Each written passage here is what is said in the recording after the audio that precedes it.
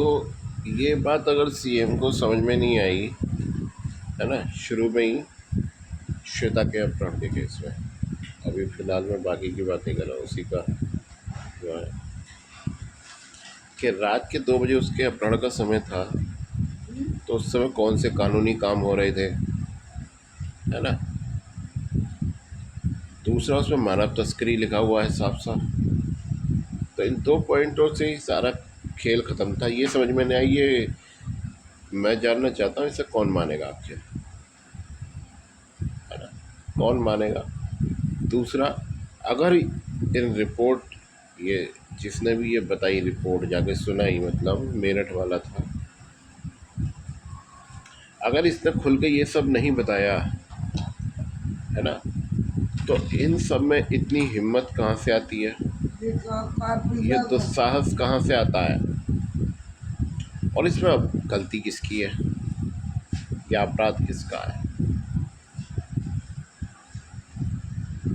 एक तो ये बात। दूसरी ये बात, मैंने एक और बात कही थी कि श्वेता उस समय, अपहरण के समय जितना भी टाइम होगा, वो दुखी होगी, उसके चेहरे पे साफ दिखाई दिया होगा। जब उसे कैद देने के लिए कोर्ट ले जाया गया होगा, तो वो दुखी होगी, रो रही होगी, है ना।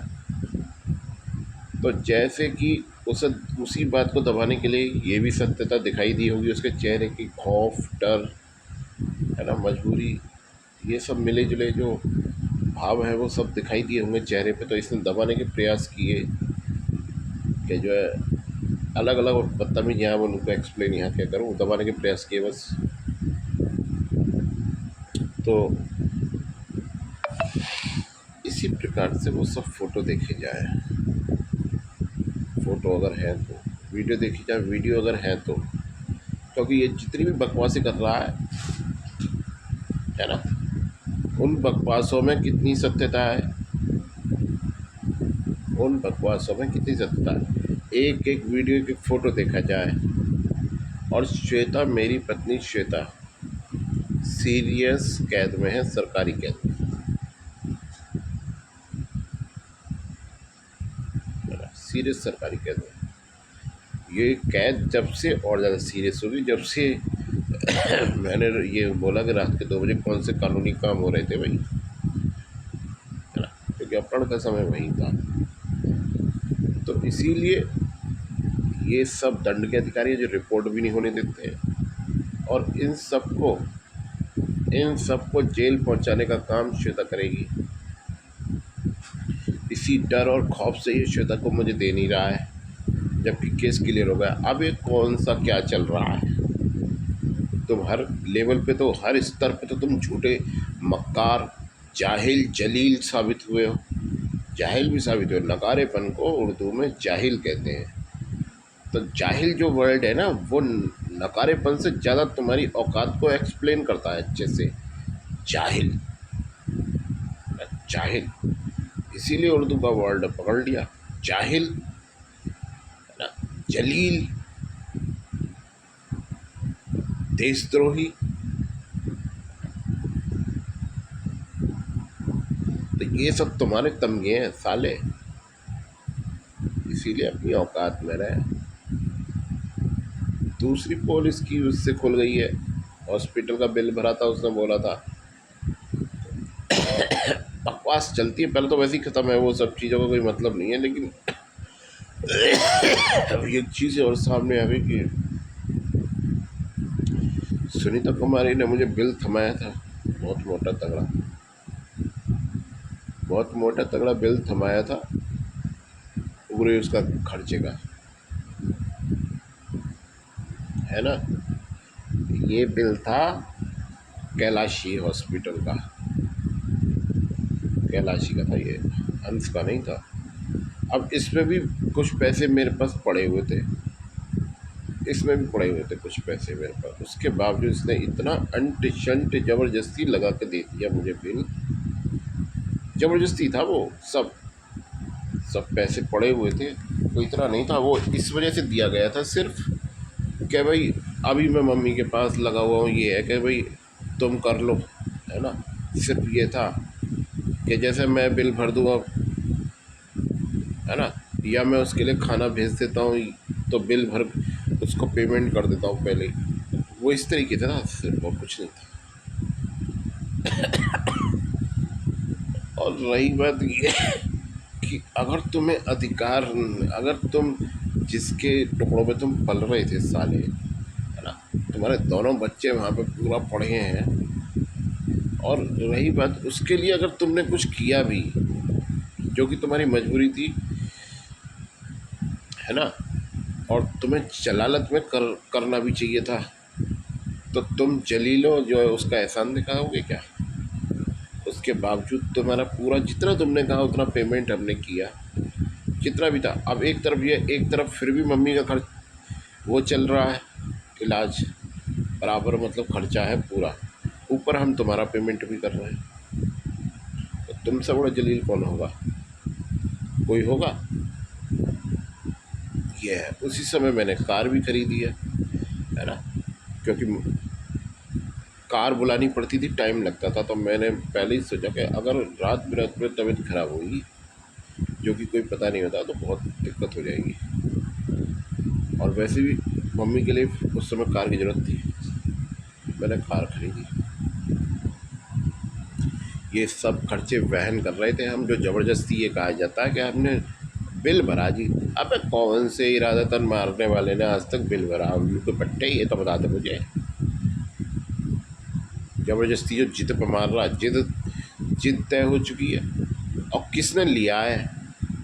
नहीं नहीं, किसने लिया है? ये दोनों तरफ दोनों बातें हैं। ये सब सिर्फ बकवास।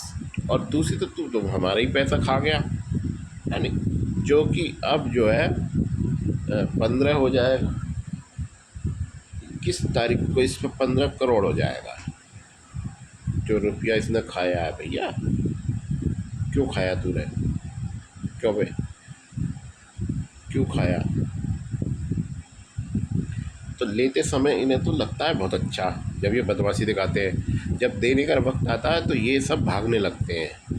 मुझे तो लगता है जितना इसकी ये जो जांच वाली टीम पड़ी हुई है, इसकी जितनी दिलचस्पी दिखाई दे रही है, इसकी भी जेब में गया, क्योंकि सीबीसीआईडी की जेब में भी गया, है ना, सीबीसीआईडी की जेब में भी गया। बिना पैसे के तो ये अपनी बाप की नहीं सुनते, कितने भी फ़ोन खटखटवा लो किसी से भी, ये अपने बाप की नहीं सुनते बिना उसके। तो ये सब हरकतें हैं। पैसा तो चलता ही है ना, तो उसमें भी पैसा गया है, सीबीसीआईडी को भी खिलाया है इसने खुद को बचाने के लिए।